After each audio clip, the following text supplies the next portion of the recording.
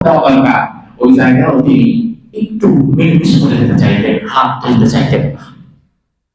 আল্লাহ হাবিবের ইন্তেকালের পরে আবু বকর যখন খলিফাতুল মুসলিমিন, মুসলিম বিশ্বের কোন একটা জনপদের কিছু মানুষ বলল, এখন আর যাকাত দিতে পারবো না, এই বছর আমরা যাকাত দিব না। আবু বকর সিদ্দিকের কাছে যাকাত বিভাগের কর্মকর্তারা গিয়ে বলল, খলিফাতুল মুসলিমিন অমুক জায়গার লোকেরা যাকাত দিতে চাচ্ছে না। আবু বকর বললেন, তারা কি মুসলমান? করে হ্যাঁ মুসলমান, নামাজ পড়ে পড়ে, রোজা রাখে রাখে, হজ করে করে, তাহলে যাকাত দিতে চায় না।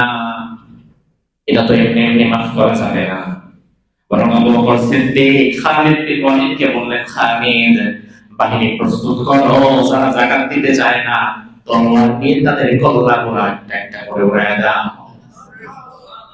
ওমর ফারুক রাদিয়াল্লাহু আনহু যখন শুনতে পেলেন আবু বকর অন্য মুসলমানদের বিরুদ্ধে অস্ত্র তোলার জন্য প্রস্তুতি নিতে বলেছেন, ওমর ফারুক তো আবু বকরের কাছে এসে বললেন, আবু বকর ভাই, খলিফাতুল মুসলিমিন, আপনি আপনার সিদ্ধান্তই কার্যকর হবে, তবে আমার কথা হচ্ছে, লোকগুলা তো নামাজ পড়ে, রোজা রাখে, হজ করে, তারা তো আমাদের মুসলমান ভাই।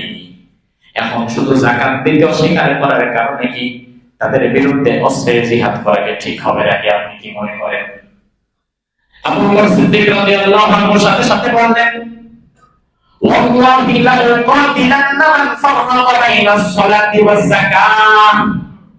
আল্লাহর কসম করে আমি আবু বকর তোমারে বললাম, এই লোকগুলো যারা নামাজ এবং যাকাতের মধ্যে পার্থক্য করবে, আমি অবশ্যই তাদের বিরুদ্ধে জিহাদ করবই করব। কারণ নামাজ যেমন ফরজ, রোজা যেমন ফরজ, হজ যেমন ফরজ, যাকাত যেমন ফরজ, যাকাত দিতে অস্বীকার করবে কেন?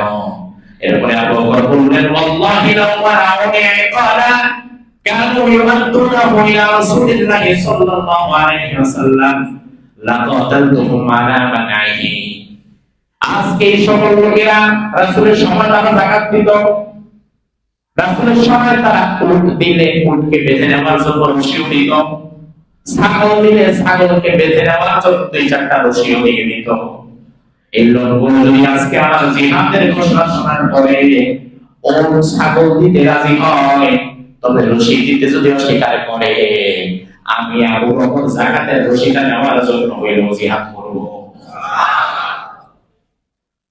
ওমর ফারুক রাদিয়াল্লাহু আনহু বললেন, এই কথা শোনার পরে আমার দিল সাক্ষ্য দিল, হকের পক্ষে আমি ওমরের চাইতে আজকে আবু বকরের অবস্থান বেশি মজবুত হয়ে গেছে। তার কারণ ওমর ফারুক বুঝলেন যে লোকগুলো আজকে শয়তানের ধোঁকায় পড়ে যাকাত অস্বীকার করে বসে আছে, কালকে এই লোকগুলো শয়তানের ধোঁকায় পড়ে নামাজ অস্বীকার করবে। এই জন্য যাকাত অস্বীকার যারা করেছে তাদের বিরুদ্ধে প্রখর জিহাদ ঘোষণা করেছে।